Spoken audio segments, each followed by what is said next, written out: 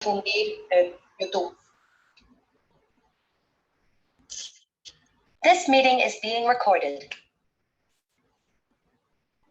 Bueno, ¿cómo están? Bienvenidas, bienvenidos y bienvenidas. Este es el segundo encuentro de formación situada por el derecho al aborto, métodos para abortar y también analgesia que impulsamos desde ADEM, la Asociación por los Derechos de las Mujeres, y la Campaña Nacional por el Derecho al Aborto Legal, Seguro y Gratuito, específicamente organizada desde nuestra regional, que es la Regional San Luis, Villa Mercedes, Villa de Merlo, Tras las Sierras, y que estamos haciendo en conjunto con RUDA, la Red Universitaria de Cátedras por el Derecho al Aborto, y la Facultad de Ciencias Económicas, Jurídicas y Sociales de la Universidad Nacional de San Luis, porque articulada siempre con todo este ciclo de cosas y también con el apoyo y la presencia del Foro de la Juventud por la Educación Sexual Integral, que desde el nivel secundario las y los estudiantes activan por su derecho a la educación sexual integral y sus derechos sexuales, reproductivos y no reproductivos. Así que bueno, muchas gracias por estar. La primera y la segunda clase tenemos el gusto de decirles acá gracias a Leti Gutiérrez, que es la co-coordinadora de la cátedra, que ya está subida a un canal de YouTube. Les vamos a pasar el link por mail para quienes se perdieron el primero o el segundo encuentro, o por si lo quieren compartir por ahí con compañeras y compañeros de trabajo, de consultorio y demás. Porque en el primer encuentro estuvo Valeria Isla dando algunas especificaciones y estuvo la disertación de Soledad Esa en relación al marco teórico de la ley, sobre todo artículo 10 de conciencia, que son herramientas que siempre necesitamos a la hora de luchar por la implementación de la ley que conseguimos, la 27.610 de interrupción voluntaria del embarazo. Y en la segunda estuvo Estela Moris Manzano dando cátedra sobre todas las formas de implementar el derecho al aborto, ILE, analgesia, métodos, estrategias, ecografía, embarazos, bueno, y todo lo técnico que no es mi ramo claramente porque yo no soy profesional de la salud. Así que bueno, en este encuentro hemos pensado en darle un espacio protagonista a una de las estrategias más importantes que se dio en la campaña, que es la conformación de la red de profesionales de la salud por el derecho a decidir, que toman vital importancia y son claves, porque cuando no teníamos ley, garantizaban el aborto no punible, después garantizaban la interrupción legal del embarazo, y ahora garantizan la interrupción voluntaria legal del embarazo. Están en la primera línea de lucha también contra los antiderechos y los fundamentalistas, perseguidas muchas veces, criminalizadas muchas veces, y organizadas siempre y en articulación con la campaña. Así que por eso en esta clase, en este encuentro en particular, quisimos dar voz específicamente y solamente a la red de profesionales de la salud. Así que voy a presentar a la primera compañera que va a hablar, que es Verónica Moglia. Ella es médica, es integrante de la red, por supuesto, como les decía, y además hace parte de los profesionales de la salud del Hospital José Ingenieros de la ciudad de La Plata, un territorio en donde pareciera que se garantiza, pero también tienen sus barreras y se han dado estrategias muy interesantes a la hora de poder armar consejerías. Vero, ¿cómo estás? Buenas tardes, bienvenida y muchísimas gracias por compartir esto con nosotras y nosotros. Adelante. Hola, buenas tardes a todos y a todas. Desde ya, muchísimas gracias por la invitación. No. Buenas tardes a todos. Desde ya, muchísimas gracias por la invitación. Desde la red de profesionales por el derecho a decidir, son muy valiosos estos espacios para contar la experiencia y bueno, la experiencia tanto en la conformación de los que fueron las consejerías y los equipos IBE-ILE actualmente, como toda la experiencia de lucha en relación a las estrategias que nos fuimos dando y los obstáculos, ante los obstáculos que nos presentaban. Quisiera compartir la presentación, a ver cómo...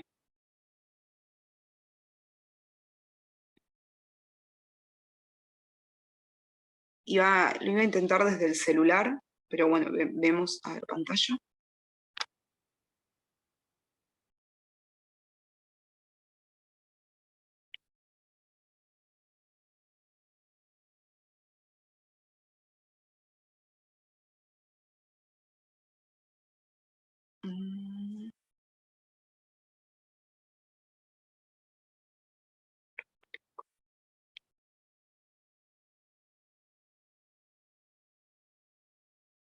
Si no lo intento desde, a ver acá, desde la computadora.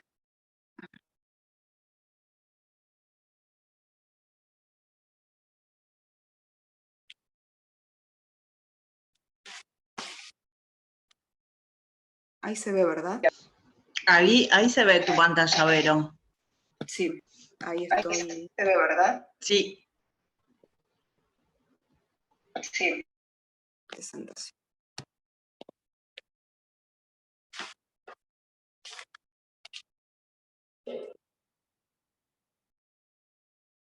Bueno, como adelantaba Majo, lo que un poco traía para contar y compartir tiene que ver con la experiencia de abordaje en situaciones de interrupción legal del embarazo y voluntaria del embarazo que nos fuimos dando desde el equipo de salud del Hospital José Ingenieros. El equipo de salud, y en eso había pensado 3 objetivos de la presentación, una que tiene que ver con presentar y contar brevemente la experiencia de la red de profesionales por el derecho a decidir, relatar nuestro recorrido, como decía, de trabajo en el hospital, y también transmitir la forma de abordaje de las interrupciones, pudiendo intercambiar experiencias y también saberes y despejar algunas dudas. Bueno, la bibliografía que usé para armar la presentación tiene que ver con, bueno, los protocolos, también con trabajos de investigación que realizamos desde el servicio del hospital en relación a la temática, y también el manual de capacitación de la red de profesionales, si bien está realizado de antes, en un momento previo a la ley de IBE, recupero un montón de cosas que nosotros tenemos en cuenta en la realización de la entrevista y del abordaje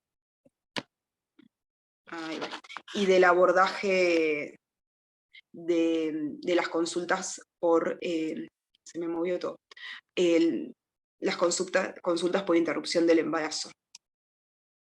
Bueno, como decía, quería empezar con una breve mención de la red de profesionales por el derecho a decidir. Somos un colectivo de diferentes profesionales que agrupa diferentes disciplinas, está conformado por médicos, psicólogos, trabajadores sociales, enfermeros, antropólogos, sociólogos, parteras, también personal administrativo, que desde el 2014 trabajamos en diferentes lugares del país, dando asesorías por las interrupciones de embarazo y también luchando por el acceso al aborto legal seguro como decía, en 22 provincias del país.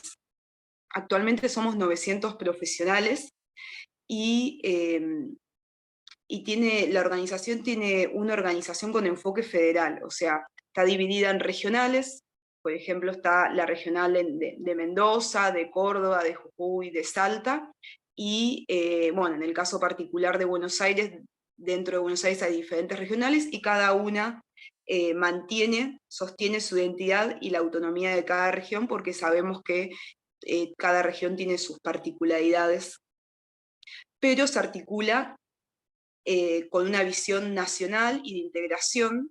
Por eso de cada regional hay delegados y delegadas por 2 años aproximadamente, que participan en esa instancia de encuentro entre todas las regionales. Actualmente me ocupa ese rol por la regional de La Plata, Berizo y Ensenada, de la que soy origen, y las diferentes acciones que realiza la red de profesionales y que son prioritarias tienen que ver con acciones de comunicación, con acciones de capacitación destinado a distintos profesionales y equipos que se están formando y arrancando en realizar abordaje de IBE-ILE, y también acompañamiento de esos equipos que empiezas un tránsito por esta temática. Y también realizamos acciones de monitoreo y seguimientos de situaciones de vulneración de derechos sexuales, reproductivos y no reproductivos. Eso lo hemos hecho durante estos últimos años y se van formando diferentes grupos que se encargan de seguir dichas situaciones. Y bueno, y ahora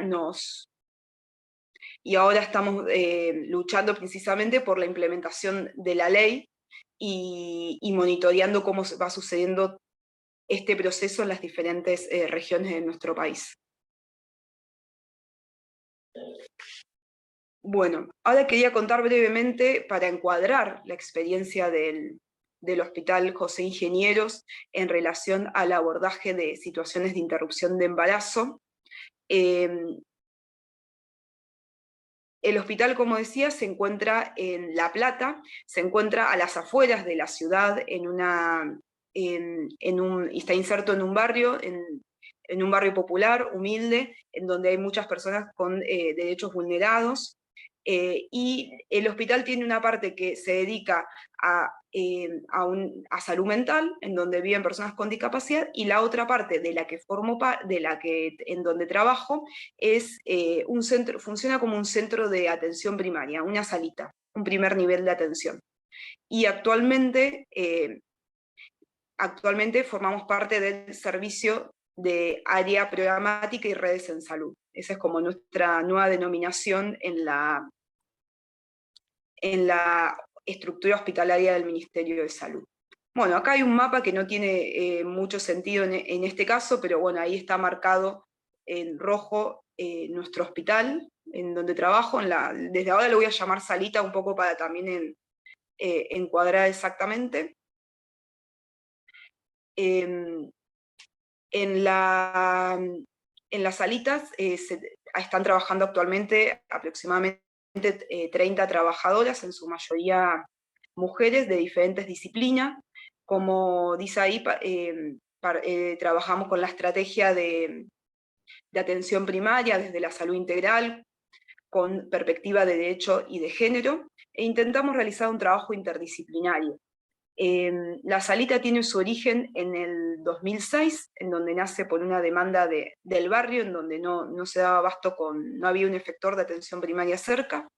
Entonces se decide abrir los consultorios externos, la salita, y bueno, y ya a partir del 2008, diferentes profesionales del centro de salud van recibiendo consultas de personas en situación de aborto. O mejor dicho, solicitando una interrupción. Gracias a las reuniones de equipos y los momentos de capacitación fue posible como poner en común esa problemática que traían las personas, y poco a poco se fueron generando diferentes instancias para debatir el tema. Imagínense que estamos hablando del año 2008, ni siquiera estaba el fallo FAL a nivel jurídico. Bueno, a partir de estas capacitaciones y las reuniones que se iban generando, se puso en tema la cuestión del aborto, y se llegó como al consenso en ese momento de poder darle atención bajo el paradigma en ese momento de la estrategia de reducción de riesgos y daños, o sea, poderle darle toda la información a las personas que consultaban, y acompañarlas en el proceso, digamos. Si bien en ese momento no se indicaba la medicación, sino que se le daban herramientas para que la persona pudiese comprarla en diferentes farmacias. Después se generaron otras capacitaciones y se empezó a atender, porque veían que de una persona sola, de un trabajador solo, no podían dar un abordaje integral, sino que se empezó a atender en dupla. ¿Qué quiere decir esto? Generalmente un médico o una partera con un psicólogo, una psicóloga o una trabajadora social. Entonces, para poder generar esta cuestión del trabajo interdisciplinario. Y desde aquel momento siempre se atendió en dupla. A su vez también se iban generando a partir de poder implementar estos espacios que se configuraban como consejerías en pre- y posaborto, que se atendía por las duplas interdisciplinarias, fueron surgiendo diferentes obstáculos a sortear. Por ejemplo, cuando, como somos un efector de atención primaria, atendemos no lo aclaré antes, pero situaciones durante el primer trimestre del embarazo, o sea que las situaciones ya de segundo trimestre tendrían que ser derivadas a un efector de segundo nivel. Bueno, ese fue todo un tema que tuvimos que ir sorteando, en ese momento era con el programa de salud sexual, con algún hospital en otro lugar. Bueno, se fueron construyendo redes y también obviamente con muchos obstáculos del hospital que teníamos de referencia de segundo nivel que no daba respuesta.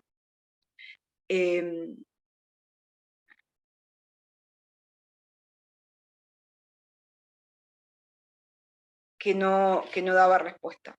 Bueno, fue pasando el tiempo y después empezamos a trabajar con los abortos, ya con una cuestión de pensar las interrupciones como abortos no punibles. Eso en Buenos Aires teníamos en su momento un protocolo específico de eso.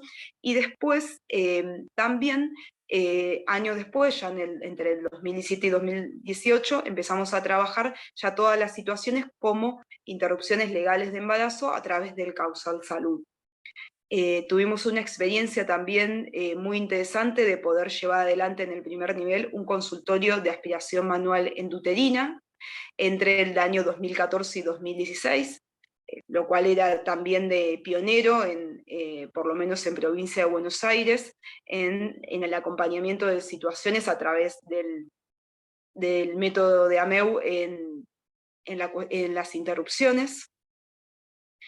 Y eso también fue articulado también con el programa de salud sexual de aquel momento. No sin obstáculos ni sin... o sea, todo tuvo diferentes obstáculos a sortear. Y también algo que nos fue aportando tenía que ver con la capacitación constante en el tiempo, el poder reunirnos para, bueno, ver ver actualizaciones del uso de misoprostol, ver cuestiones de cómo acompañar en la consulta situaciones de, por ejemplo, de violencia que surgían en las entrevistas, diferentes cuestiones también, y después, durante esos años también, nos fuimos incorporando a instancias colectivas. La experiencia de la salita fue una de las primeras que se realizó en la ciudad de La Plata, pero pronto surgieron también otros efectores, en donde también se realizaban acompañamientos, primero también en consejerías de pre y posabortos y después de interrupción legal del embarazo, y en el 2015 nos sumamos a la red de profesionales. Eso fue un gran aporte, fue muy valioso porque fuimos compartiendo y luchando por la implementación, en ese caso, de las interrupciones legales en el territorio donde estamos insertos. Bueno, luego surgió la llegada de la pandemia, en donde, como a todos les pasó, de pronto no podíamos generar ese contacto presencial muchas veces, y en donde realizamos una experiencia de abordaje telefónico para las consultas. Fue uno de los pocos lugares en La Plata en donde todo el proceso se realizaba de manera telefónica, siempre obviamente evaluando la situación, y la situación que ameritaba se realizaba la consulta presencial. Y actualmente, desde que está la ley, nosotros detectamos muchos cambios a partir de que está la ley en relación a la percepción de las personas que consultan en relación, bueno, hasta la ley vemos un aumento de consultas en ese sentido, y también fuimos desplegando otro dispositivo. Como decía, siempre nuestras consultas sean en duplas con una persona, o sea, una consulta individual, y ya a partir de hace 2 años estuvimos desarrollando un dispositivo grupal, en donde se genera un grupo para dar toda la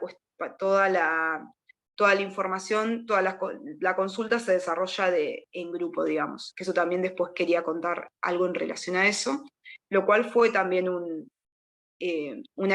fue una cuestión de aprendizaje y de animarnos a la cuestión del dispositivo grupal a partir de las experiencias del socorrismo y de otro efector de La Plata.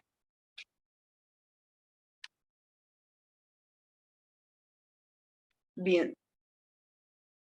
algo que me faltó contarles es que todo el abordaje que realizamos en relación a la interrupción voluntaria del embarazo y legal del embarazo está enmarcado en un eje de trabajo de salud sexual reproductiva y no reproductiva de nuestro servicio, de la salita, en donde también hay espacios de consejería y asesorías en métodos anticonceptivos, en ACO de emergencia, en prevención del cáncer de cuello de útero, un espacio comunitario de sexualidad, también es más específico de asesoramiento en sexualidad saludable, pero quiero decir más orientado al testeo de ITS. Y bueno, y también, como decíamos, trabajamos en diferentes jornadas de promoción y talleres comunitarios. Por eso nos parecía tan importante traer toda la cuestión de embarcar la experiencia en el proceso de trabajo más amplio de la salita. Bueno, acá hay dos fotitos de dos instancias de un taller y de una intervención en la plaza del barrio que quería compartirles. Bueno, y también en esto que contaba de la participación en la red y en la última cuestión que tuvimos atravesados durante el último año, de todo el acompañamiento en relación a la situación que vivió Miranda, que es una médica generalista de Salta, y bueno, hay diferentes formas de apoyo a través de las redes que participamos desde el centro de salud. Bien, y había pensado un tercer momento en ir contando como diferentes momentos ya desde el abordaje en sí del proceso de acompañamiento, de acompañamiento ante una situación de interrupción del embarazo en relación al material de la red que les compartía antes.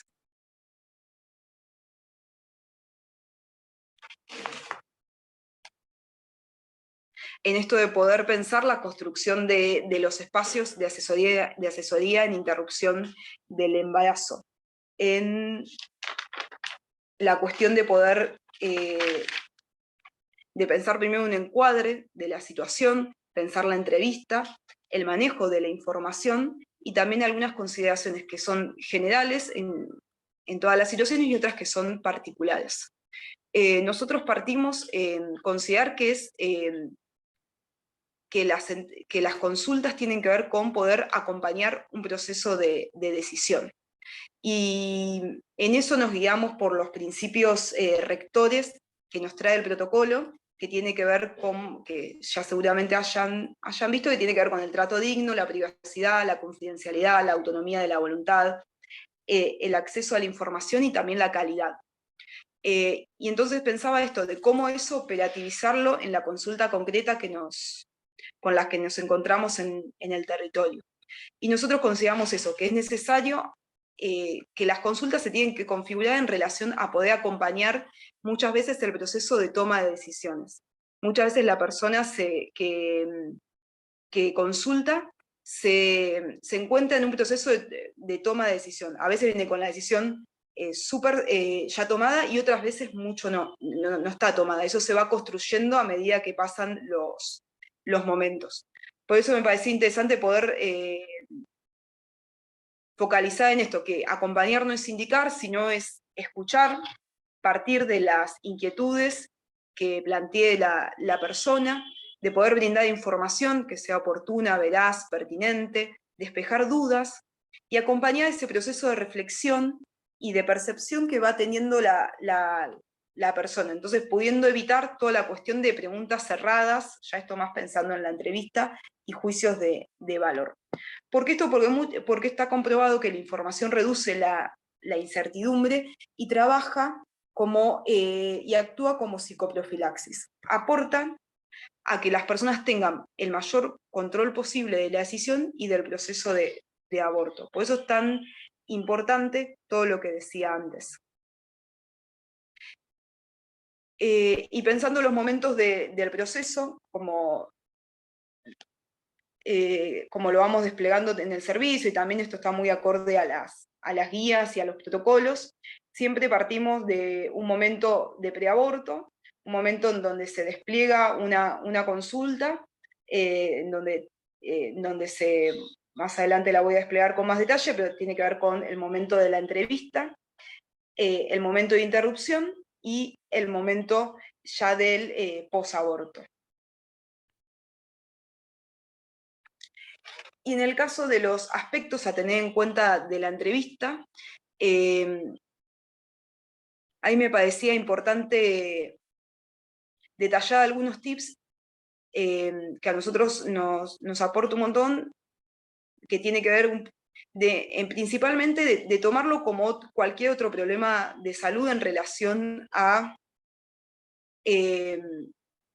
de evaluar si la persona está ubicada en tiempo y espacio, y eso tiene que ver con poder ver si la persona está ahí porque quiere, porque no está presionada, ni no está presionada por alguien externo. Tiene que ver con eso específicamente este punto. Bueno, lo que ya había dicho de poder despejar todas las dudas que se planteen, la cuestión de evaluar las redes de apoyo, y en eso tiene que ver con conocer su contexto social, sus posibilidades, sus limitaciones, partir de la cotidianeidad de la persona para pensar el proceso de aborto, evaluar si existe miedo en relación a lo que está viviendo, si hay una cuestión de estigma, siempre evaluar si la relación sexual fue consentida, si la persona conoce la guardia más cercana a la que puede asistir, y si ha comprendido toda la información que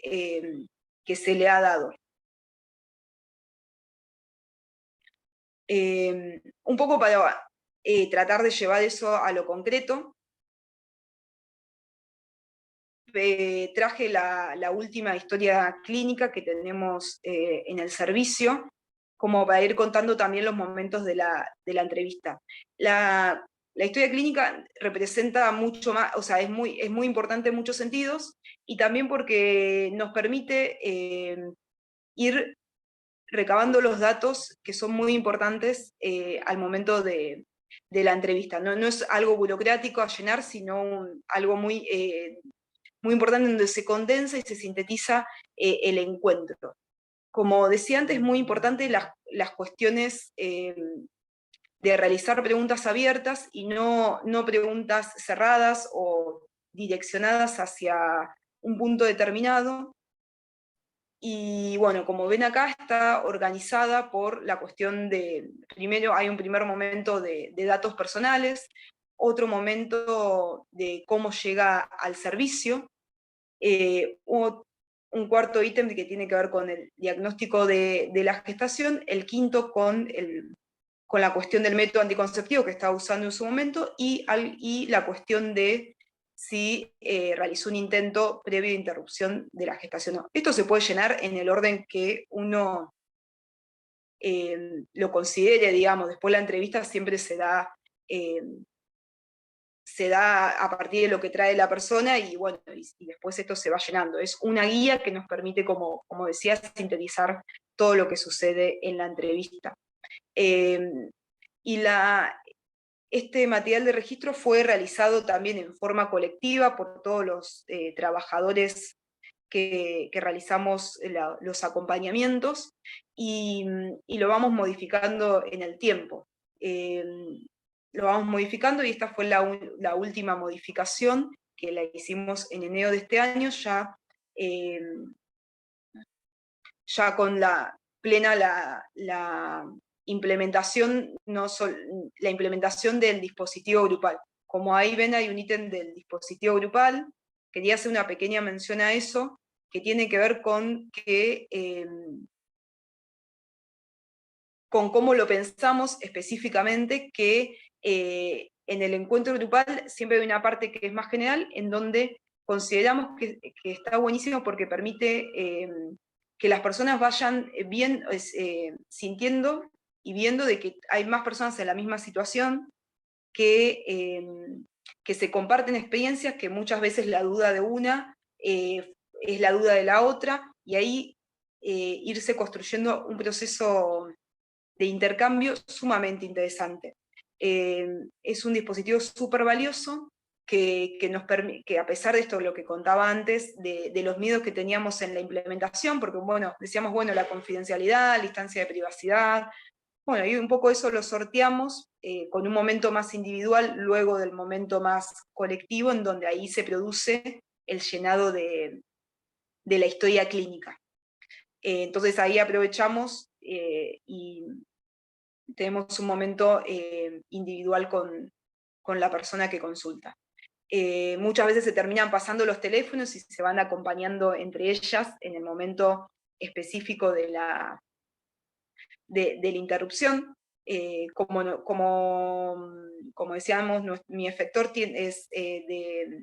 acompaña situaciones durante el primer trimestre, y esas situaciones actualmente se acompañan con medicación, con misoprostol y mifepristona también ahora. Entonces las personas realizan el procedimiento en su domicilio, en la casa. Entonces ahí en ese momento nosotros no estamos tan presentes, sino que generalmente tenemos un contacto al día siguiente, y ahí, bueno, es el momento también que se acompañan a veces entre ellas también. Bien, y volviendo a los diferentes momentos de la entrevista, estos son los datos que vamos recabando. Ahí se ve que es muy importante la cuestión de cómo llega el servicio, cómo llegó al efector. Esto para evaluar también nos pasa que consultan muchas veces en muchos efectores distintos, porque a veces no es fácil llegar a un turno. Entonces eso también es necesario como saberlo. La cuestión de con quién vive acá, el familiograma, eso también es muy importante al evaluar la hora de las redes de apoyo. Ahí obviamente que preguntamos acerca si alguien más conoce la situación, si está acompañada, si lo pudo charlar con alguien. Bueno, y después el punto 6, que es sumamente importante, es si tuvo un intento previo de interrupción, para evaluar si, bueno, el grado de exposición o de riesgo que está la persona en relación a si ha hecho un evento inseguro, con algún método inseguro. Después esto quizás más apuntado a la parte más específica biomédica, con los antecedentes obstétricos, el último evento obstétrico, si está dando la teta o no, saber su grupo y factor, si conoce algún método de interrupción, y después tenemos un espacio que está dedicado a llenar más parte de los subjetivos que vamos recabando en la entrevista, que tiene que ver con esto, como cómo se fue dando el proceso de construcción de la decisión de la interrupción y cómo se siente la persona. Que es sumamente importante, porque bueno, nuestro acompañamiento tiene que ver con el método en sí, pero también toda la cuestión, toda la cuestión afectiva y subjetiva. Muchas veces acá se ponen cuestiones si se detecta alguna situación de violencia sexual, de violencia de género, de salud mental, la cuestión socioeconómica también, o sea que después muchas veces se siguen abordando en otros espacios del centro de salud. Y bueno, ahí está lo del acompañamiento. Y también tenemos una parte que nos va recordando como las contraindicaciones del uso del MISO y la MIFE, las precauciones del MISO y la MIFE. Y la última parte que tiene que ver con, bueno, qué medicación finalmente se indicó, si fue derivada a otro efector, el motivo, la firma del consentimiento informado y cuándo es la próxima cita, y la firma del equipo interdisciplinario interviniente. Como decía, bueno, lo consideramos como más el momento preinterrupción, preaborto. Después está el momento aborto, que el momento de la interrupción en sí, que las personas, como decía, lo realizan en el domicilio, en la casa, y bueno, y siempre nos contactamos al otro día y para ver cómo se encuentra y ver si el uso de la medicación cómo fue y si fue efectivo la interrupción. Y después nos encontramos para el momento posaborto.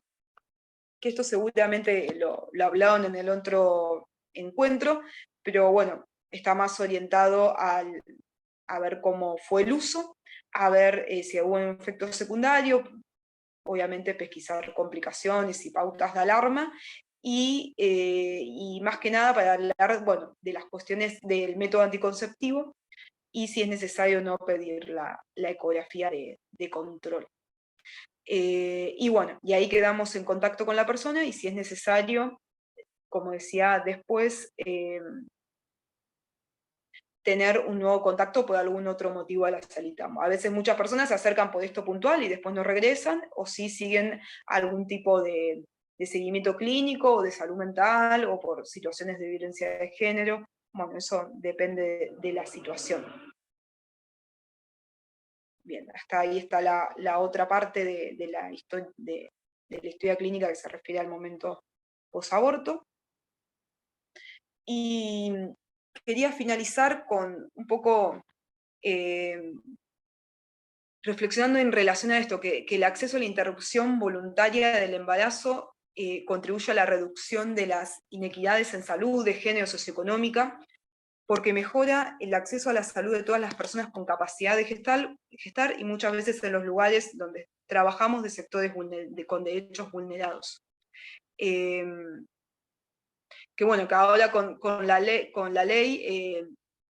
es una gran herramienta, pero sin duda falta y hay que trabajar un montón en lo que tiene que ver con la implementación real, y conocemos y sabemos que cada lugar del país tiene una particularidad en relación a la implementación, y nos parece como muy importante poder compartir la experiencia que vamos teniendo en diferentes partes y regiones del país, para que puedan contribuir también al armado de otros equipos de asesoría, despejar dudas.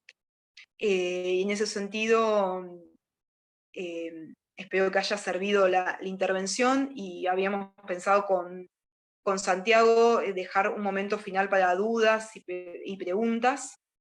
Y bueno, me parecía oportuno terminar con el lema de la campaña, que tiene que ver con educación sexual para decidir, anticonceptivos para no abortar, y bueno, y amor tolerada, que es la IVA a no morir. Bueno, muchas gracias.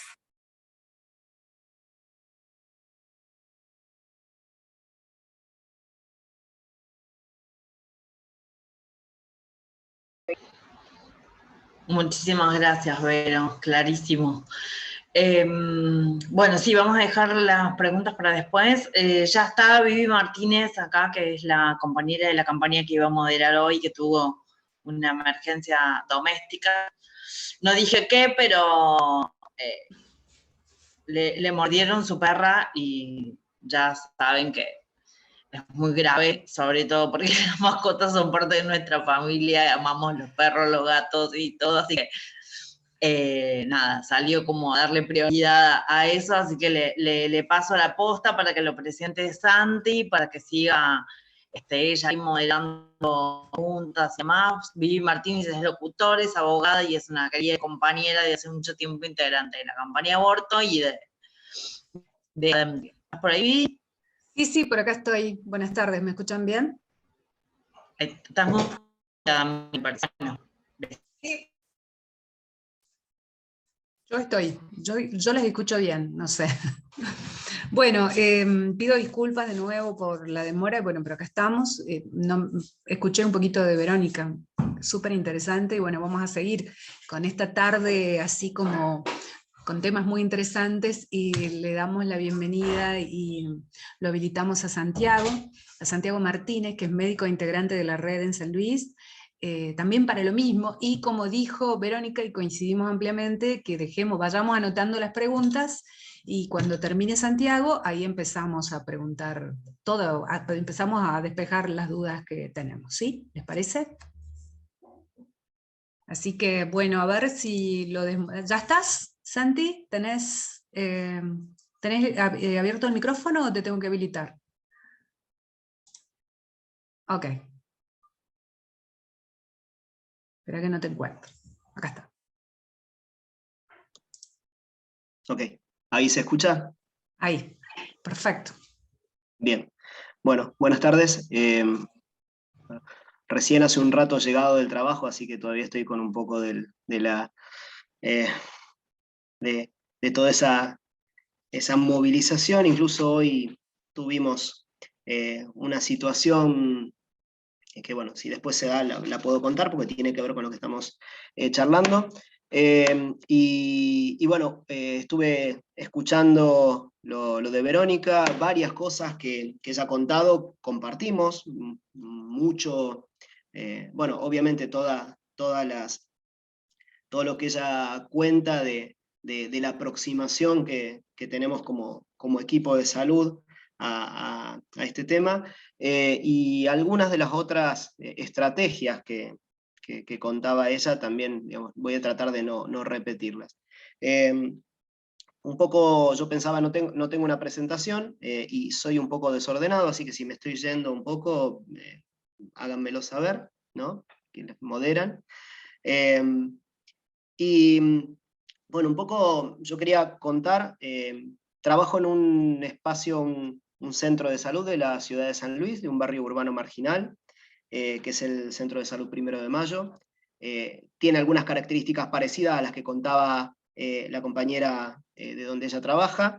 Los centros de salud nuestros, específicamente el que yo trabajo, es muy pequeño, tiene algunos pocos consultorios, y somos aproximadamente 20 a 25 personas el equipo, y en estas 20 a 25 cuento también a la gente de administración, limpieza, maestranza, etc. Y actualmente, y hace mucho tiempo, soy el único médico, ¿bien? Para una población de aproximadamente 8.000 personas, y bueno, que ha ido en aumento últimamente porque es una zona de asentamientos barriales muy grandes, con espacios, no me sale la palabra ahora, pero bueno, de espacios tomados por personas de distintos lugares de la provincia y de otras provincias. Yo trabajo ahí desde el año 2006, yo hice la residencia de Medicina General en San Luis, y desde 2006 ininterrumpidamente en el mismo centro de salud. He sido director del mismo hasta hace unos 5 o 6 años atrás, donde empezamos a rotar la dirección del centro de salud. Y mi historia particular con la militancia con las IBE, voy a corregir algo que dijo Majo en el primer encuentro. Yo no estoy hace tanto tiempo activando las IBES, o las ILES, o los ANP, como se decían antes, en San Luis. A mí me pasó que teníamos algunas experiencias de no sabíamos, con unos compañeros y compañeras médicos también generales, no sabíamos cómo actuar ante estas situaciones, teníamos como la idea de poder acompañar las interrupciones, pero no teníamos ni la técnica, ni el conocimiento, ni los protocolos, ni nada. Y en 2010, en un congreso de la Federación Argentina de Medicina General, nos tropezamos con un librito que se llamaba Cómo hacerse un aborto con pastillas, de un colectivo, seguramente lo conocen, de un colectivo feminista, muy bien escrito para toda aquella mujer que quisiera pasar por este proceso, con, la verdad, muy completo, muy didáctico, y fue como, uy, hay que ir por acá, ¿no? Y desde ahí empezar a conectarnos con otras personas que ya estaban en esto, y incluso en el mismo San Luis, con otros profesionales, compañeros, compañeras, que ya venían peleándola en condiciones mucho más complicadas que las que a mí me tocó empezar. Y desde 2010 más o menos que un poco acompañando desde algún lugar y siendo acompañados por la campaña, por los movimientos feministas desde muchos lugares, desde los movimientos de socorras. Es más, las primeras experiencias que hicimos no fueron dentro del sistema de salud, sino fueron dentro del sistema, porque estábamos nosotros, pero junto con socorristas, y hacíamos acompañamientos telefónicos. Los primeros nos daba mucho miedo, casi no dormíamos, llamábamos a las chicas cada 5 minutos para ver cómo estaban. Fueron situaciones así movilizantes, y en el transcurso de todo esto empezamos a integrar el grupo de profesionales por derecho a decidir, que desde ese lugar también nos genera una red de contención, o de compañeros y compañeras que bueno, nos damos una mano cada tanto. Esto es así como a grandes rasgos, no sé si por ahí me faltó algo. Y hoy, después de 12 años aproximadamente de estar acompañando, primero yo solo, y luego, como decía Verónica, con el equipo, puedo a lo mejor contarles cuáles son los dispositivos o las situaciones que a nosotros nos han servido para poder llevar adelante un consultorio, digamos, o una consulta y un acompañamiento a todas aquellas personas gestantes que llegan al centro de salud. Decía que en un primer momento era yo solo, me refería a que no se lo contaba a nadie dentro de mi grupo, ¿no? De mi grupo de trabajo, o alguno, uno, dos, porque bueno, estaba esta situación de estar haciendo algo medio a escondidas, un poco complicado, en ese momento no teníamos mucho, no se podía demostrar demasiado, porque aparte en el barrio donde yo trabajo, tampoco estaba bueno exponer a algunas mujeres a esas situaciones, entonces se hacía todo un poco por debajo de la alfombra, digamos. Pero a medida que fuimos empezando a trabajar más en esto, lo primero que empezamos a ver con nuestras compañeras que integraban ya las marchas, que estaban ya más metidas, compañeras que no son médicas, que son de otras profesiones, empezamos a pensar, bueno, tenemos que hacer una reunión, tenemos que empezar a contarle a todos los compañeros del centro de salud que lo estamos haciendo, y entonces lo primero que hicimos fue, bueno, empezar a plantear que en las reuniones de equipo que tenemos, íbamos a empezar a decir que estamos trabajando desde hace tiempo, amparados no había una ley como ya está hace unos años, pero sí había un marco legal regulatorio que nos permitía trabajar en esto, y lo blanqueamos, digamos, ¿no? Entonces hicimos reuniones del equipo, todos estaban, pensando también, y esto tiene que ver un poco con lo que yo venía a contar, que en las cuestiones cotidianas y en las pequeñas acciones pueden generar un avance o un retroceso o una negación o una habilitación de un derecho. No sé si conocen del efecto mariposa, que es esto de que el batir de alas de una mariposa en determinado lugar de una forma y no de otra puede llevar a una cadena de acontecimientos que cambiaría la historia. Incluso hay como hasta películas que juegan con este proceso, y uno dice, un gesto mal dado de un administrativo que a lo mejor no lo interpretó como algo expulsivo, o alguna forma de decir las cosas puede bloquear absolutamente el ingreso de alguna mujer o de alguna persona gestante y la posibilidad de darle, digamos, este acompañamiento. Entonces, lo que nos parecía era que lo teníamos que aclarar, le guste a quien no le guste, lo teníamos que justificar, teníamos que presentar todo el marco regulatorio y explicarlo claramente, y en última instancia, el que se quisiera sumar se sumaba, y el que no se quisiera sumar no lo íbamos a exponer, pero sí tenía que estar dispuesto a no entorpecer la llegada y las actividades que tuvieran que ver con, en ese momento, las ILE o las ANP. Tuvimos algunas estrategias a favor. En ese momento yo utilicé, y no sé si estuvo bien o mal, una estrategia de poder. Yo era el jefe del centro de salud, por lo tanto había algunas cosas que podía decir sin tanto obstáculo. Si bien mi posición como jefe nunca fue la de bajar la línea, siempre más dialoguista, pero de todas maneras yo creo que eso tuvo algo que ver, además de ser jefe médico, y si le queremos sumar posibilidades de poder decir mi voz sin ser obstaculizado, digamos, también soy hombre, también, digamos, un montón de cosas que van generando, pero bueno, en ese momento creo que lo utilicé a mi favor, y a favor nuestro es que somos pocos, entonces podemos de 20 personas, de 25, llegar a algunos acuerdos, ¿no? Y entonces desde ese momento empezamos a trabajar mucho con administración, con quienes atienden los teléfonos, con los agentes sanitarios, para que estemos todos atentos a todas las situaciones posibles, y también empezar a trabajar entre nosotros que las IBE hoy, o siempre, y en esto coincido con Verónica, es solo una de las acciones que tenemos que hacer. Yo soy el único médico para 8.000 personas. Las IBE es una cosa más de todas las otras que hay que hacer.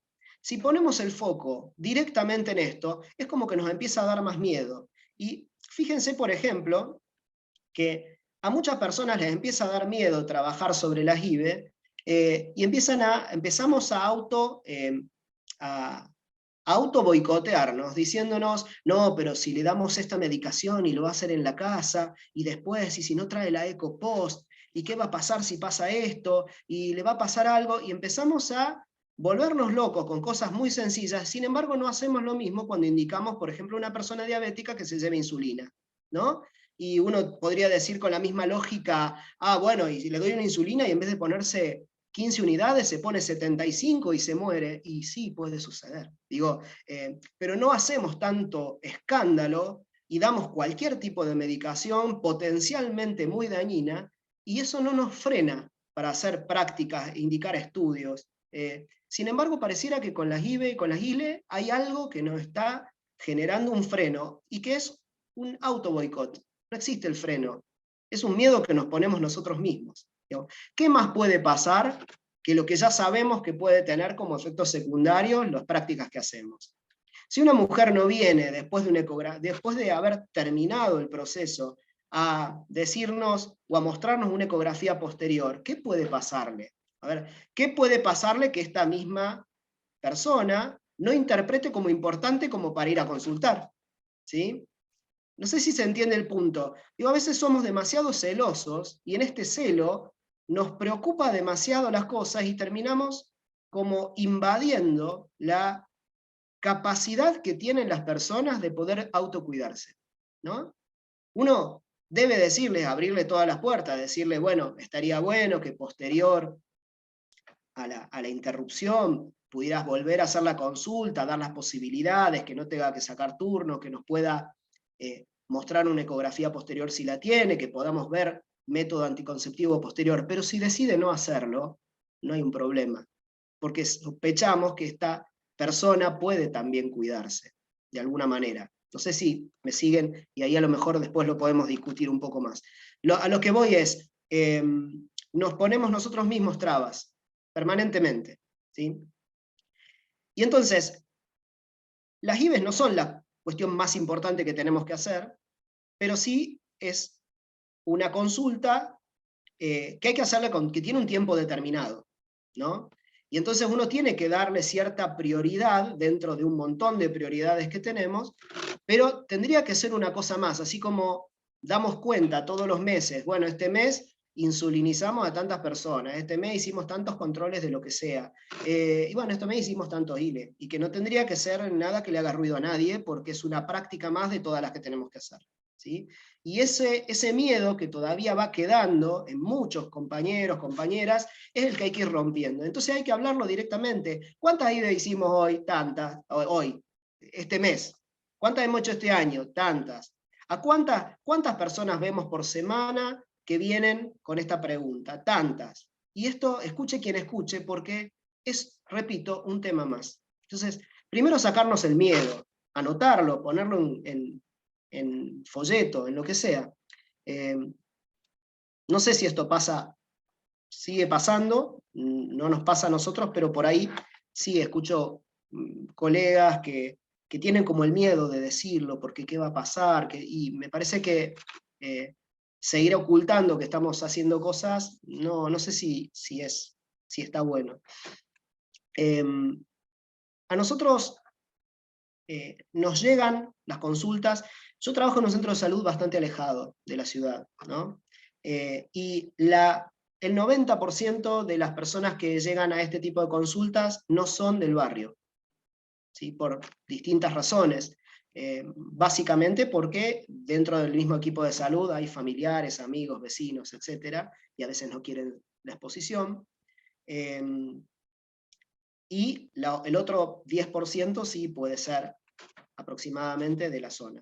Entonces tenemos también que tener habilitado un espacio de consulta de personas que no son de nuestra zona, y hay algunas jurisdicciones que no lo permiten, no tienen el versito de solamente otorgamos derechos a aquellas personas que viven cerca. ¿Y qué pasa con el resto? ¿No? ¿Qué pasa si las personas que tienen cerca un centro de salud que no habilita el derecho, qué tiene que pasar? Digo, este derecho como cualquier otro. Es un error circunscribir todas las atenciones en salud que son de por sí un derecho a el domicilio de las personas. Es un error absoluto y es algo muy frecuente. Es una excusa para negar una atención. Es una excusa para negar un derecho y es una buena forma de justificar cierta vagancia, ¿no? Y esto me voy a poner como muy bruto a lo mejor. Las personas llegan por varias formas. Llegan porque por compañeros o compañeras del centro de salud, obstetra, que recibe la consulta y inmediatamente me avisa, ¿bien? O nos avisa a los que estamos trabajando en esto. Consultas por compañeros o compañeras de otros centros de salud que saben que trabajamos con esto y entonces vamos habilitando la agenda. Consultas directas, a veces hay personas que llegan directamente con el test, diciendo no quiero, ¿bien? A través del programa de salud sexual de la provincia, a través del grupo de socorras, a través de miembros de la campaña, y también muchas, y sobre todo en estos últimos 5 o 6 años, a mi teléfono personal, porque hay alguien que alguna vez he acompañado y tiene el teléfono y se lo pasa a algún amigo, amiga, conocido, conocida, etcétera, y se van pasando el teléfono. A todo esto quiero romper con otro miedo que tiene que ver con el uso del teléfono personal. Si yo pudiera decir que en los últimos 5 años me han hecho consultas que no tienen que ver con esto y que son consultas que molestan a horarios extraños del día, fines de semana, o que no tienen nada que ver con las ILE, podría decir que me ha pasado 2 veces en 5 años. ¿Sí? En general, cuando uno recibe ese tipo de consultas, basta con explicar claramente, este es mi tiempo personal de descanso, no trabajo en esto, por favor, podés verme tal día, tal, estos los días que sacan turno y tal cosa, ¿bien? O sea, es muy sencillo y la gente lo entiende. ¿Sí? No va a pasar que nos va a sonar el teléfono 30 millones de veces porque alguien tiene el teléfono personal de un médico. Eso es una creencia y no conozco a nadie, colega, que le pase de esa manera, salvo quizás los que trabajan en algún sistema privado donde la lógica de trabajo es absolutamente distinta. ¿Bien? Entonces yo doy mi teléfono sin problemas, obviamente aclarando que es mi teléfono personal, por lo tanto no estoy disponible todo el tiempo. ¿Sí? Digo esto porque es una elección también poder hacerlo, y es una necesidad que uno sea claro con las personas, ¿no? Entonces, cualquiera de estas formas llegan, y de esas formas lo que intentamos desde el centro de salud es no generar más de una consulta, porque pensamos que a veces es innecesario, la mayoría de las veces. En una única consulta, si uno tiene todo, puede hacer todo.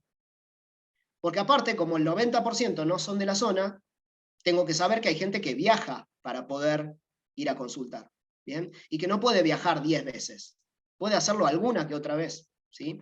Y entonces, esto nos ayudó mucho, así como decía Verónica, el tiempo de pandemia. Nos ayudó muchísimo para empezar a utilizar más los teléfonos y pedir todo lo que se pudiera hacer por teléfono, y que haya una única consulta con todo el tiempo necesario para poder resolver todo lo posible.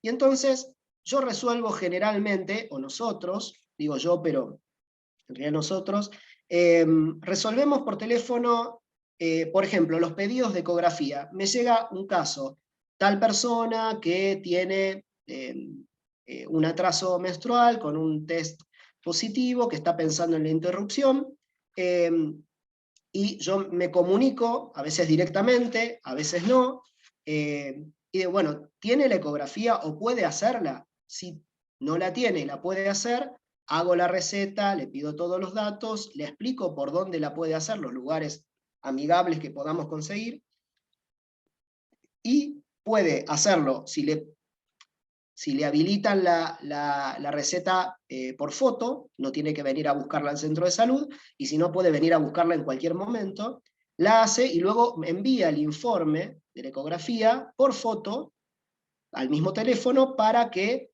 podamos ver en qué espacio de la agenda la ubicamos y si es una necesidad de ser algo muy urgente o quizás menos urgente para poder tratar de organizar un poco la atención de esa paciente.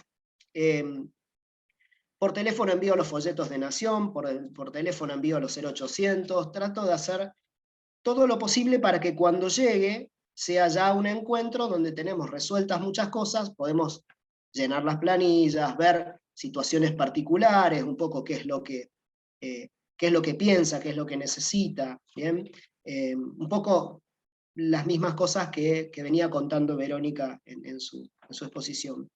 Incluso en la misma consulta, si generalmente se da, cuando uno hace la explicación de que aunque haya una interrupción y haya una expulsión que sea satisfactoria o que sea como una buena respuesta del tratamiento, se explica que hay una posibilidad de en 15 días volver a ovular, con la posibilidad de volver a tener un embarazo, aunque sea muy pronto, y que está a disponibilidad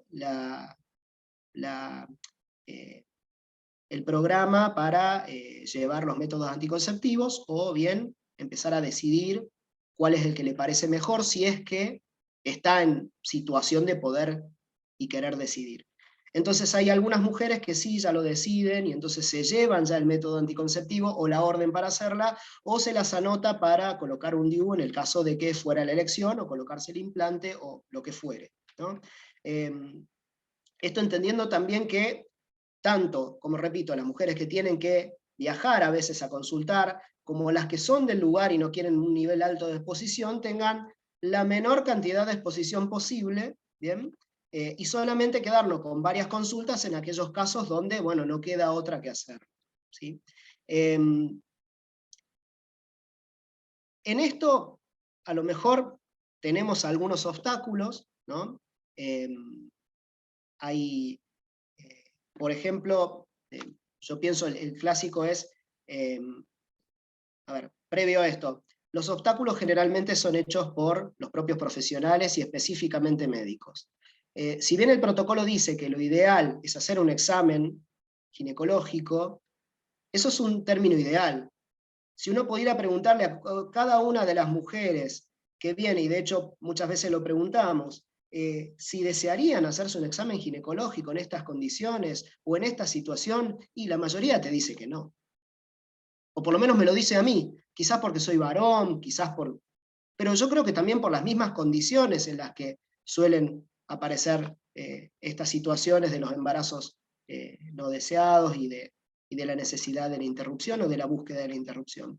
Por lo tanto, a ver, yo la mayoría de las veces no lo hago el examen, porque tengo que aceptar este deseo de las mujeres de no ser examinadas, ¿sí? ¿Bien? Obviamente que puede haber, y ha habido algunas excepciones a la regla, donde uno, bueno, a veces no le queda otra que examinar por distintas condiciones que pueda tener esta mujer, pero en general yo no lo hago, y no sé si está bien o está mal, pero me parece que no está bueno, y lo digo desde mi lugar de no conocer lo que se siente, que te hagan un examen ginecológico, no tener ni siquiera la más mínima posibilidad de sospecharlo. Yo, la verdad es que me parece que si decide no hacerlo, no lo hago, y digamos que el 99% decide no hacerlo, ¿sí? No sé si es la misma experiencia que tienen en otros lugares. Otros obstáculos es que a veces, y esto me cuesta mucho a mí, creo que a los médicos nos cuesta más, hablamos de más, ¿sí? Y entonces damos a entender nuestra posición en determinadas situaciones que van a modificar el discurso o la posición o la subjetividad de los pacientes. Y entonces muchas veces la clásica es, nos traen un test de positivo y uno ya hace alguna cara o alguna felicitación o alguna cara de desagrado, ¿no? Y a veces eso va acompañado también de una frase. Entonces nosotros lo que fuimos aprendiendo a veces es no hablar de más, es, bueno, ¿qué sentís con esto? ¿Qué te pasa? ¿No? Uy, me hice un test y me salió positivo, bueno, ¿y? ¿No? Como quedarse callado, porque va a venir, lo que desee va a venir. ¿Sí? Si uno no dice nada, a continuación y con un poco de silencio aparece. Y a nosotros nos cuesta el silencio. Pareciera que tenemos que estar todo el tiempo en un encuentro como este, donde el que habla tiene que hablar y no dejar silencios, y pareciera que en la consulta hacemos lo mismo, ¿no? Lo hablo desde un lugar donde me cuesta muchísimo, pero sí por ahí esto de quedemos callados, y total, si ha venido, ha llegado hasta acá, va a contar algo. Si decimos algo, capaz que va para otro lado, ¿no? O se asume que uno puede tener una posición u otra, cuando no saben fehacientemente que nosotros trabajamos en esto, ¿no? Esto está claro, si no, fluye, ¿no? Y los otros obstáculos que por ahí tenemos es que si tienen, por muchos lugares nos dice si tiene obra social no puede atenderse. La verdad es que nosotros no le hacemos ninguna diferencia si tiene obra social o no tiene obra social, no le hacemos ninguna diferencia si pertenece a una clase o pertenece a otra, ni siquiera si tiene la capacidad de consultar en otro lugar. Por algo llegó hasta ese lugar y nos buscó, ¿no? Y bueno, ya dije lo del lugar de residencia, y a veces, muchas veces, cuando no tenemos los espacios posibles, porque a veces ha pasado, hacemos como la coordinación con los colegas o con los grupos de profesionales, y a veces tenemos estas dificultades de no tener dónde derivar, porque somos pocos, y bueno, y se nos acumulan en agenda, y ahí tenemos un problema como bastante importante. Sin hablar de los problemas que tenemos con las ecografías, ¿bien? Si bien no es una obligación tener una ecografía para poder realizar la práctica, sí es verdad que sin tener una ecografía uno juega en situaciones un poco difíciles, porque podría tocarnos algunas situaciones complejas si no tenemos ecografías, pero nosotros tenemos el problema de muy pocos turnos o disposición, o disponibilidad, perdón, de ecografistas amigables, lo vamos a decir, aunque deberíamos decir que tenemos muchísimos profesionales que hacen ecografías, y no quiero decir algo feo porque acá se está grabando, pero que son justamente lo contrario, y en realidad tendríamos que decir que son poco profesionales, porque un profesional ecografista lo que tiene que hacer es cumplir con la orden que dice y preguntar solamente lo mínimo necesario. Por ejemplo, ¿querés escuchar o no querés escuchar? ¿Querés que te cuente algo o querés que no te cuente? Y punto. ¿Sí? De esos tenemos muy pocos. ¿Sí? Y entonces muchas veces también jugamos después con el discurso del profesional poco profesional, que bueno, que nos bloquea o que nos entorpece el trabajo. En San Luis tenemos un problema complicado con el tema de ecografías. Y después tenemos el otro problema, es que tiene que ver con, y últimamente por suerte no he recibido mucho, pero sí hace unos años atrás, un exceso de legrados, también por ecografías posteriores, con cierto nivel de restos ovulares después de 10 días, un nivel completamente pequeño, menos de 12 milímetros, no sé si los que están escuchando no conocen algo de esto, pero hay una forma de medir los restos ovulares posteriores a una interrupción del embarazo, y depende a esta medida, uno puede decidir, esperamos un poco más, ¿bien? O hacemos otra intervención que tiene que ver con la expulsión de los restos, pero casi nunca la decisión va a ser hacer un legrado, ¿bien? Y esto últimamente, por lo menos no me ha tocado, está muy bueno porque se me ha reducido mi estadística de legrados posteriores, pero hace unos años sí era muy frecuente. Entonces, muchas veces lo que hemos tendido a hacer es, bueno, hacete la ecografía posterior, pero volvé, sin turno, no importa, cuando la tengas, o mandala por el informe, mandalo por teléfono para poder verlo, ¿bien? Y ahí hablamos de qué se puede hacer. Si volvés, si no volvés, si esperamos un poco más, etc.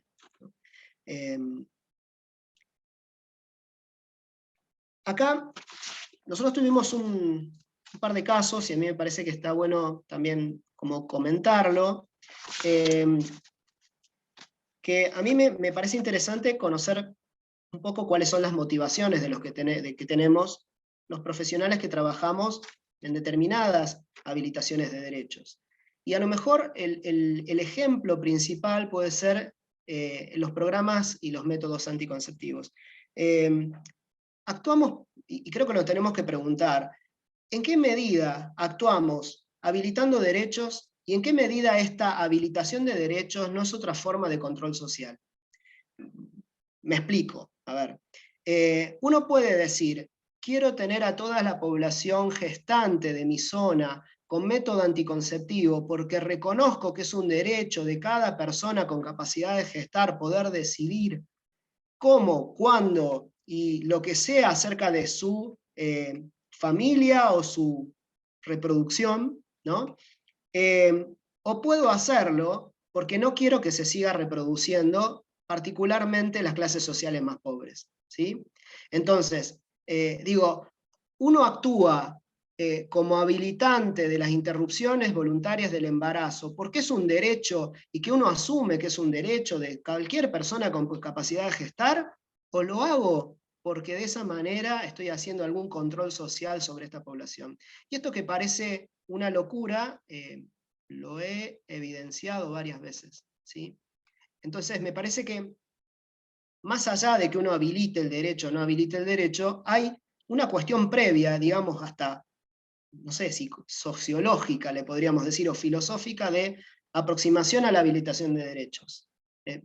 Espero que se me entienda, pero me preocupa particularmente porque son discursos en los sistemas de salud públicos y sobre todo que trabajamos en lugares marginales, pensar que uno tiene que actuar como controlador de la población y de la natalidad para que no se reproduzca la pobreza, ¿sí? Y a nadie se le ocurriría en una maternidad privada decirle a alguien que tiene millones y que va por el 18º hijo, obligarle a hacerse una ligadura o insistirle sin obligarle, y no te vas a ligar, no te vas a ligar, no vas a usar esto, y no. Y con las IVE también hemos tenido algunas experiencias. Me salí un poco del tema, pero me parecía como interesante también empezar a discutirnos cuál es nuestra aproximación a esto. Facilitadores de trabajar en San Luis, que me parecen a mí, tenemos los tratamientos disponibles, ¿sí? El programa de Nación y el programa provincial nos provee generalmente a los centros de salud que estamos trabajando. Yo en los últimos años no he tenido faltante de medicación, ¿sí? O si he tenido ha sido muy poco y se ha podido resolver rápidamente desde otros lugares. Que existe la red de profesionales que hablamos, que el programa de salud reproductiva, con cosas que uno pueda discutir o no discutir, es un programa que habilita desde ese lugar que nosotros estemos trabajando y que acompaña también el trabajo en las atenciones de las IVES, y porque también existe una decisión política.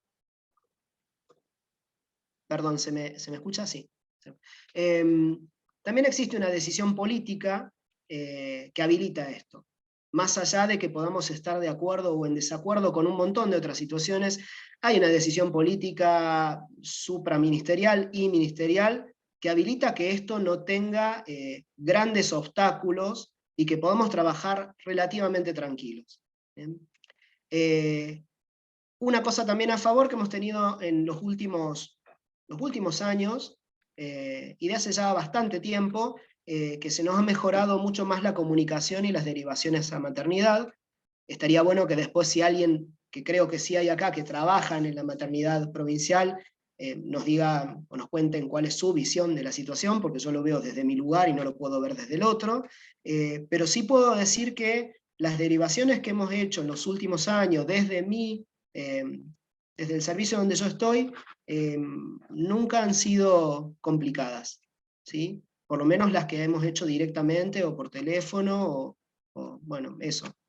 Y que antes nos costaba un montón poder hacer esta comunicación.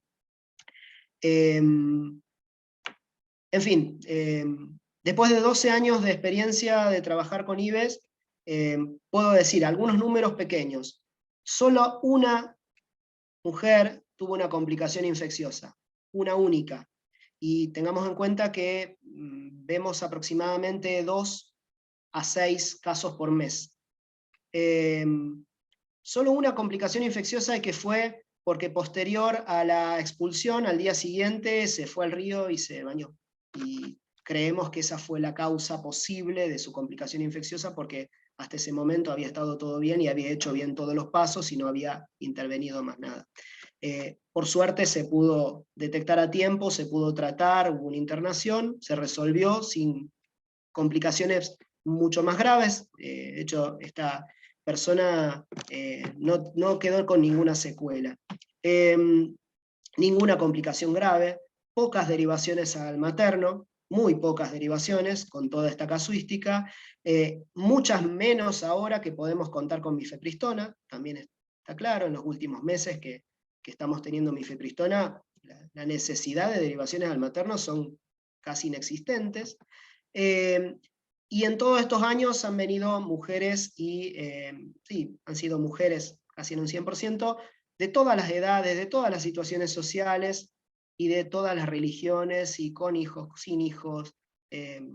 Entonces esto también un poco para romper con estereotipos, que nos ha ayudado a nosotros mismos, como equipo, bueno, dimensionar también en la realidad, bueno, lo frecuente que son estas consultas y la necesidad que se tiene de que seamos más trabajando en esto. En general, la mayoría han sido de clase media, estudiantes, por lo tanto esto nos hace preguntar qué está pasando en las clases más bajas, que o no acceden o no interpretan que existe el acceso. Creo que podemos tener muchas hipótesis, ¿sí? Pero bueno, es una realidad. Quienes pueden y quienes tienen algunos beneficios por pertenecer a cierta clase o tener ciertas posibilidades de educación, son quienes más acceden. Y bueno, desde lo último que quería contar es que desde la ley, desde que la ley se dictó, mejoró muchísimo el acceso.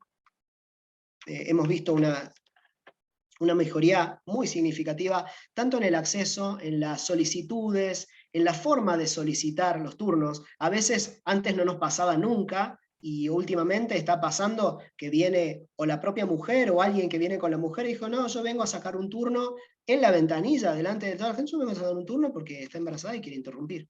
Y después en la consulta no hay la explicación de una excusa de por qué quiere interrumpir, ¿no? Y esto para mí es un avance grandísimo, porque no tiene por qué contarme por qué quiere interrumpir, es su deseo, ¿no? No tiene por qué contarlo a nadie, y lo bueno es la naturalización de que esa consulta se hace, que en algunos casos lo hemos visto y que antes hubiera sido bastante difícil, y también ha mejorado mucho la aceptación de que estemos trabajando en esto desde los otros equipos de salud, desde las otras instituciones. Ya es algo que se la tuvieron que bancar, ¿sí?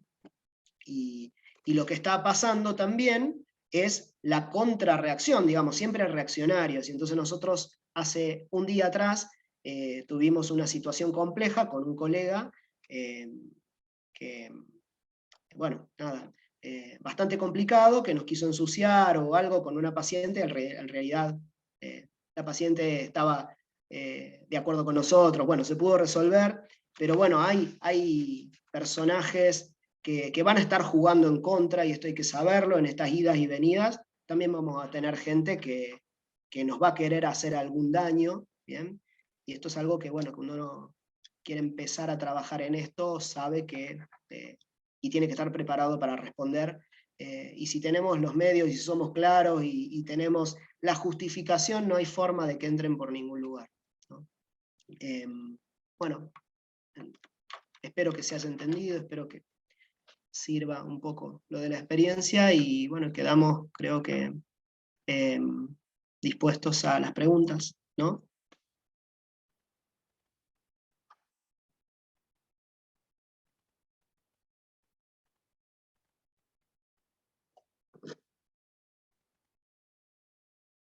Ahí. Bueno, ahí está. Estaba tratando de desmutearme. Muchísimas gracias, Santiago. Y yo tengo la primera pregunta. Le pido al resto que si tiene preguntas las puede ir anotando, o de repente puede levantar la mano y lo desmuteamos para que haga las preguntas necesarias. Pero a mí sí me gustaría preguntarte, a raíz de que dijiste que por ahí, digamos que hace falta involucrar a más profesionales. Y qué mejor que preguntar a quien justamente está trabajando en esto, y a veces cuando estamos en el día a día pensamos, ¿y por qué no hacemos determinada cosa? ¿O por dónde crees que habría que hacer? ¿O cómo tendríamos que manejarnos para involucrar a más profesionales? Yo creo que hacer capacitaciones es una forma. Es una de las formas. Creo que contar lo que estamos haciendo, porque es una consulta o es una duda frecuente. Yo trabajo haciendo de instructor una vez por semana con la residencia de medicina general, y desde que lo hago es un tema a preguntar, ¿no? Si hablamos específicamente de los médicos, pero así como de los médicos hay también todo el resto del equipo. Nosotros dentro del equipo, hablando de estos temas y haciendo reuniones que tienen que ver con esto, hemos integrado agentes sanitarios, por lo menos a que estén atentos, a que sepan que esto existe, que lo podemos hacer y que no es nada oculto. No sé, me parece que también tiene que haber instituciones ministeriales, tiene que haber movilizaciones como...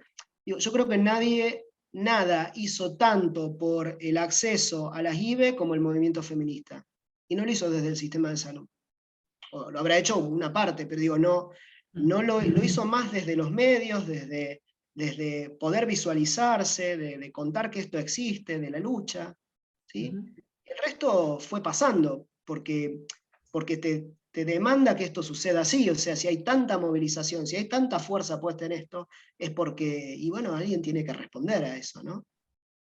Digo, me parece que el activismo, que ganar las calles, que contar que esto se hace, es algo que tiene que difundirse, y tenemos que dejar de tener miedo. Por suerte, los que quedamos todavía con miedo somos algunos profesionales de la salud, ¿bien? Pero en otros ámbitos ya no hay tanto miedo de decirlo, y creo que nos tenemos que sumar.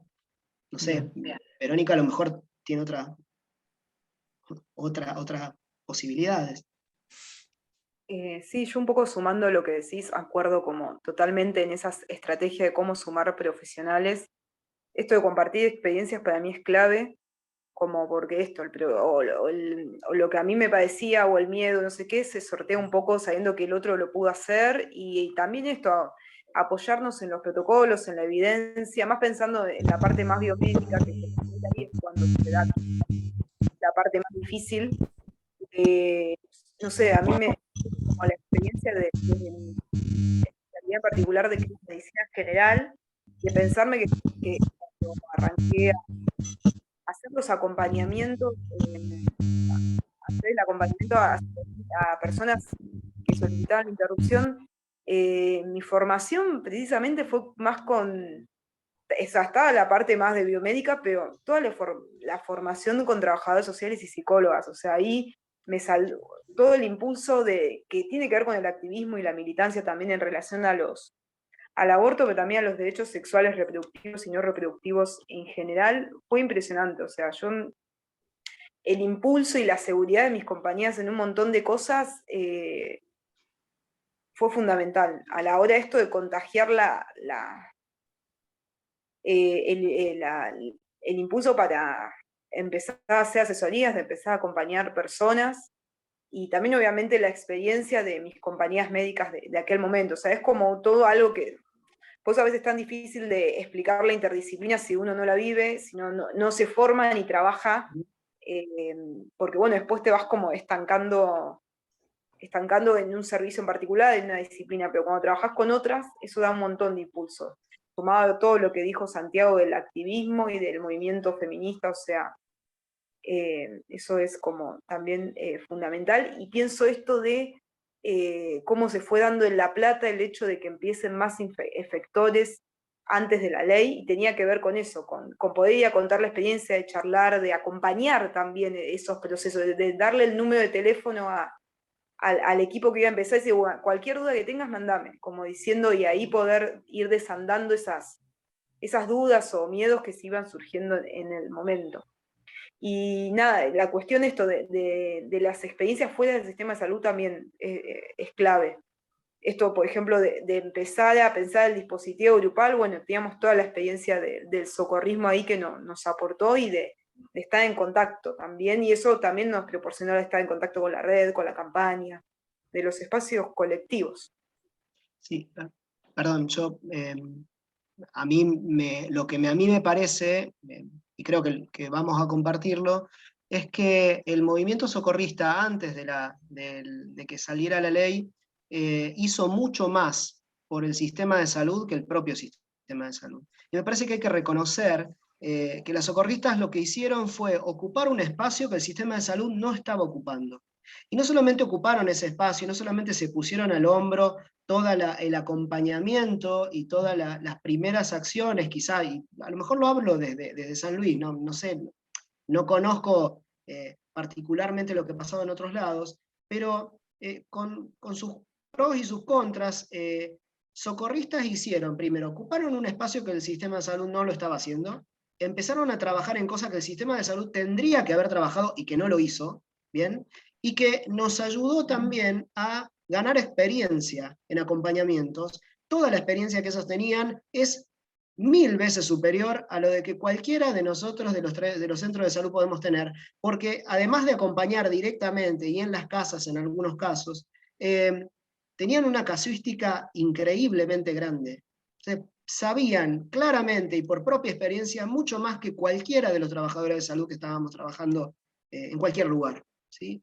Y la posibilidad de acompañar a su vez a la socorrista y de estar ahí, porque uno, bueno, tiene el recurso de poder que es el sello y la habilitación que te da el sello médico, la firma, digámoslo. Entonces, bueno, la posibilidad de estar uno acompañando diciendo, bueno, si te surge este problema, necesitas esto, esta orden o algo, acá estamos, pero en realidad quienes hacían el trabajo real, el más complejo, eran ellas, ¿sí? Y que a partir de la ley a lo mejor se empieza, en el mejor de los casos, estaría bueno que se empieza a compartir un poco esto, porque el sistema de salud se tiene que hacer cargo. Y hace rato que lo venimos diciendo, ¿no? Todo el sistema se tiene que hacer cargo. Así como se hace cargo de otras cosas. Nosotros, vuelvo a decirlo de la comparación con los diabéticos. ¿A quién se le ocurriría que un grupo de personas va a ir a insulinizar a las personas a su casa durante meses? ¿No? Un grupo de personas que no tienen nada que ver con el servicio de salud, que ni siquiera son profesionales de la salud en muchos casos, ¿no? Y entonces saldrían todos a decir, ¿cómo va a pasar eso? Bueno, pero si el sistema de salud no lo hace, alguien lo va a hacer. Y en este caso fue un ejemplo que me parece que no hay que dejarlo, no hay que perderlo de vista, ¿sí? Es como un mea culpa, si nos ponemos en términos religiosos, que tenemos que hacer los servicios de salud, ¿no? Los sistemas, los ministerios, ¿no? Bien. Ahí tengo a Mariana que aporta lo mismo, y después paso a Cris, que dice que el socorro es anterior incluso a socorristas, los protocolos fueron clave para nosotras en cuanto a entender nuestros saberes construidos en la práctica de años y años. A ver, Cris, si te puedo desmutear, creo que sí. A ver. Ahí te escucho. Dale. Sí, la verdad que... ¿Qué pasó? ¿Me escuchan? Ahora ustedes están muteadas. Otra vez. Sí, se escucha. No, dale, Cris, ¿se te escucha hablar? Dale, yo dije otra vez me tapan la boca. No puede ser. Estoy de acuerdo con lo que dice. Yo en una época estuve en un grupo socorristas y la verdad que trabajaban un montón y es verdad lo que decía Santiago de la ecografía, porque recuerdo que en aquel momento habían ido una chica de 16 años a hacerse una ecografía y me acuerdo que el médico que se la hizo, sin decirle nada, le hizo escuchar los latidos del corazón. Y entonces, bueno, cuando volvió la niña al médico, bueno, por suerte la pudieron contener, pero fue la verdad que desgarrador eso, me parece terrible. Eso por un lado, pero mi pregunta era esta. ¿Cómo se podría hacer? Porque si bien yo entiendo que es responsabilidad del sistema de salud,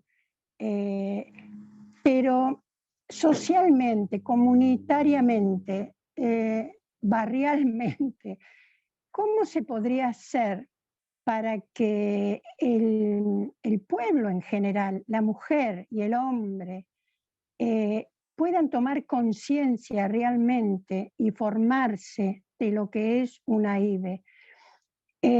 Así como es cierto, como decían, que está el insulino independiente, pero eso ya está aceptado culturalmente. Todo lo que sea enfermedad está aceptado. Lo que no está aceptado es hacerse un aborto, porque la mujer nació para tener chicos. Entonces digo, ¿cómo se podría hacer?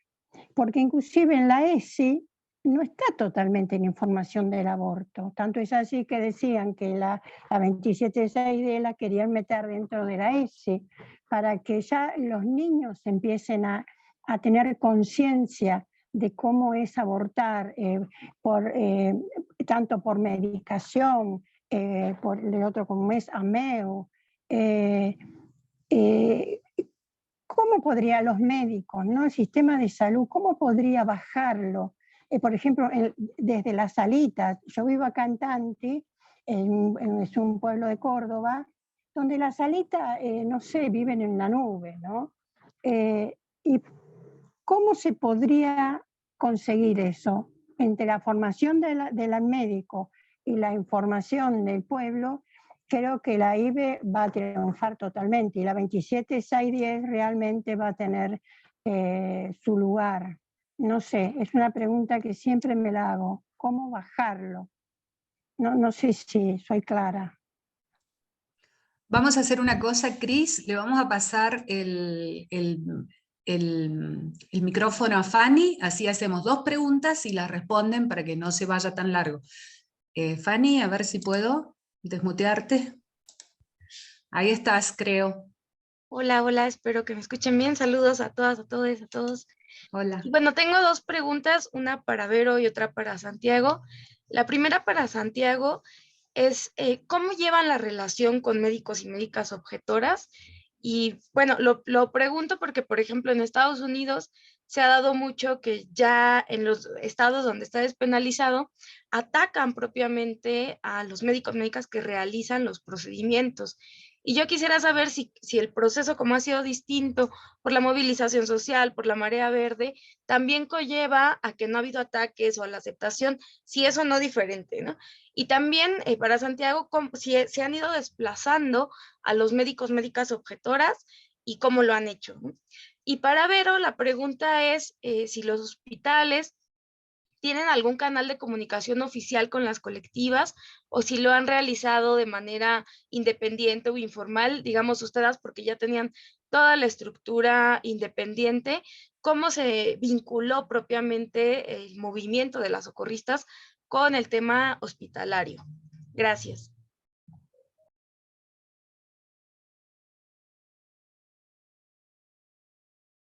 Voy.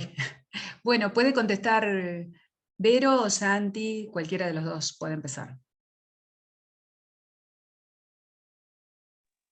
Si quieren cuento lo último que preguntó Fanny en relación a la relación con el socorrismo en La Plata.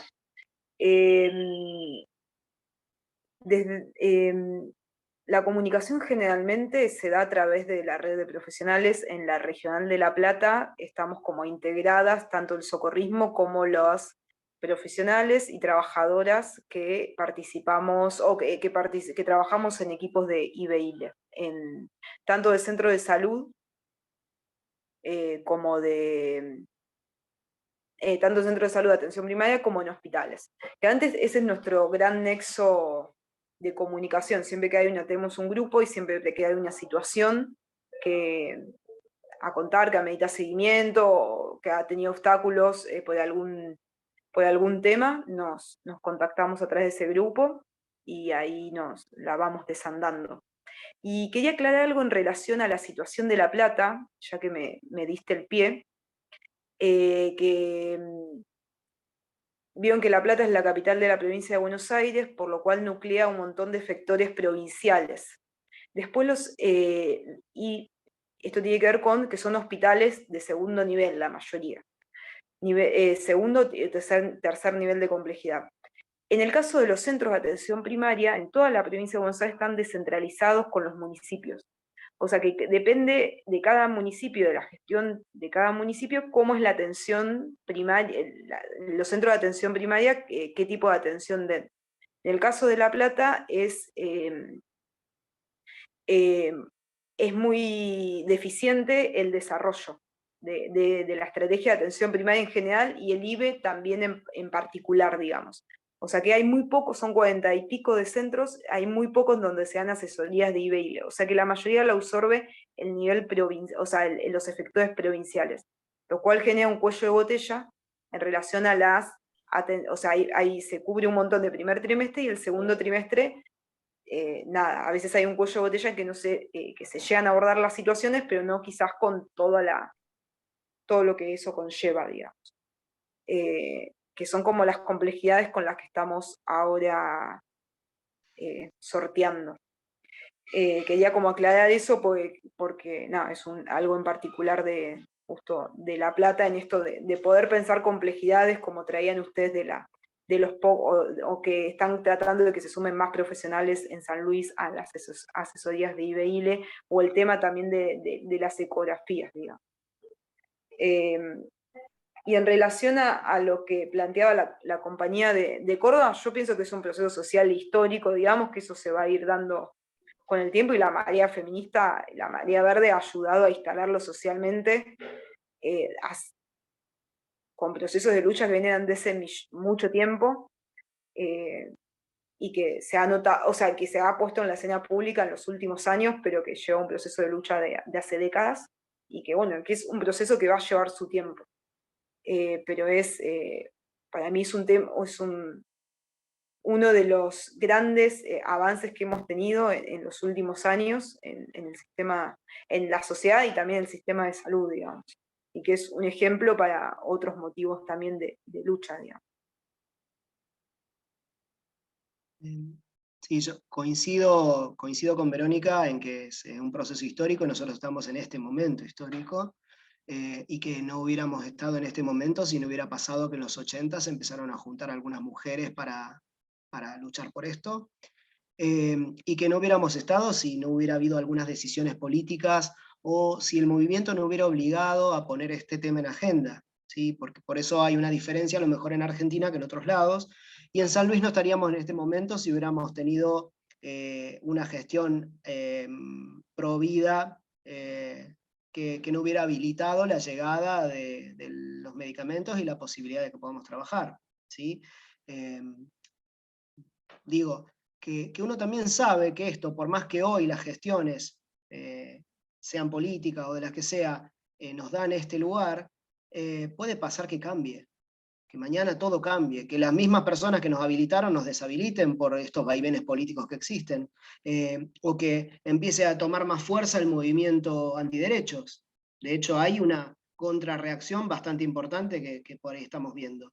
Me parece que la única forma de que los que nosotros interpretamos como avances en cuestiones sociales se sostengan es que las propias poblaciones los adopten como propios, ¿sí?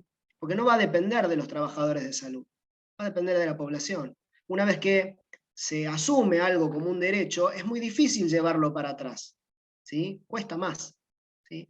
Y entonces, no es que esta lucha termina con el dictado de la ley, sino que continúa porque hay muchísimos instancias donde vamos a tener retrocesos, así como avances. Y esto un poco también tiene que ver con esto de los objetores de conciencia que preguntaba Fanny. Aquí en San Luis no hay objetores de conciencia, o si los hay son 2 o 3 legalmente habilitados, o sea, que hayan hecho efectivamente la objeción de conciencia. Yo desconozco si existe alguno. Habría que preguntar a la gente del programa de salud reproductiva. Para mí la objeción de conciencia es una excusa para no hacerse cargo. Es una de las formas que se manifiesta la falta de compromiso y la vagancia también, ¿sí?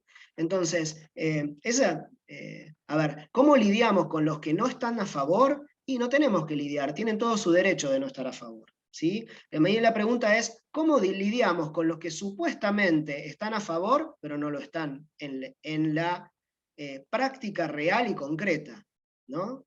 Es eso. Y ¿cómo hacemos para que los que están en el gris, ¿no?, empiecen también a acompañar desde algún lugar y que no digan, sí, yo estoy de acuerdo, pero cuando tenga uno te lo mando a vos? Y entonces somos 5 para 45.000 por día, ¿no?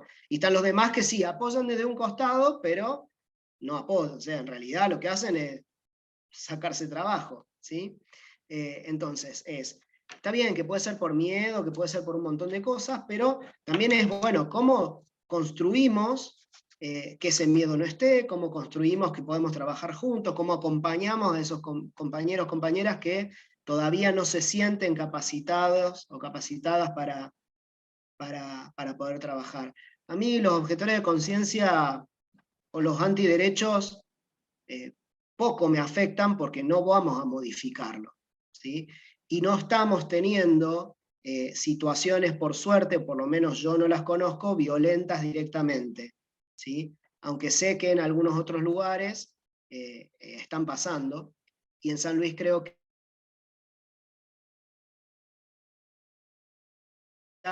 algunos otros compañeros y compañeras, por ejemplo, las licenciadas en obstetricia, ¿sí? Que las van a perseguir, como de hecho las están persiguiendo desde lo supuestamente legal y que no pueden hablar ni intervenir en las IBES, cuando en realidad eso es una mentira, ¿bien? Pero me parece que ahí es donde uno tendría que trabajar fuertemente en el apoyo a aquellas compañeras obstetras y otros trabajadores de los equipos de salud que sí intervienen, que sí están en el proceso y que tienen un poco más que perder que los médicos. Bueno, ¿tenemos más preguntas? ¿A alguien le quedó alguna pregunta? Bueno, aparentemente no. Les agradecemos a Santiago Martínez, médico e integrante del CAPS del barrio 1 de Mayo, integrante de la red de profesionales, por el derecho a decidir, y a Verónica Moglia, médica del Hospital José Ingeniero de Regional La Plata, Berisso y Ensenada, de la misma red de profesionales. Les agradecemos muchísimo por haber estado.